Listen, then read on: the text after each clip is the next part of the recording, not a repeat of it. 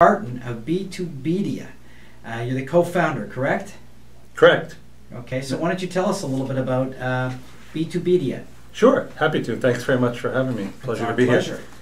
So B2Bedia is a startup that my partner and I just formed about 9 months ago. We're building a software platform now, and it's essentially a content marketing hub, which is a place where companies can put all of their marketing content, webinars, demos, technical papers, white papers, anything and everything they have to promote their business. And the model is that you put it on there, and then much like a TripAdvisor, the rest of the world doing research goes on there, finds your content, rates it and reviews it, comments on it, and so you build this interactive peer-to-peer community which doesn't really exist in the business world. The TripAdvisor model, the Yelp model in the B2C world exists, where there's obviously a lot of reviews, but my frustration over the last couple of years in doing business-to-business research is that there really is not a good place to go to find unbiased, objective information that's rated and reviewed by other business people. So B2Bedia solves that problem. So what were you doing before B2B?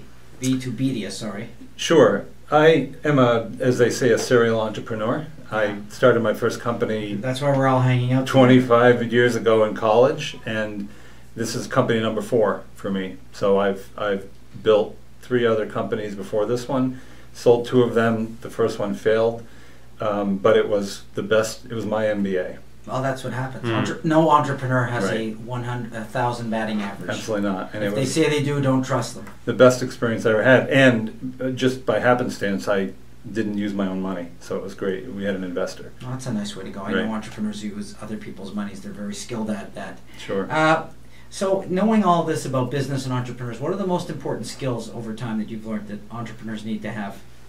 Well, I think, and I speak a lot on entrepreneurship, and I'm an investor as well as an entrepreneur, so I do see both sides of it, and I think part of the challenge is I think a lot of times people want to become entrepreneurs when they really don't necessarily have it in their blood. And it's tough because either you're forced into it or you just have an idea, but I think that there's a certain skill set. Probably most importantly is to know your weaknesses and hire for strength, because a lot of people try to do everything and they think they can do everything, and they end up failing because they just didn't realize that they need to hire people who are much better than they are to do the jobs that they just can't do. Most entrepreneurs are really good at 1, maybe 2 things, but they're not good at everything.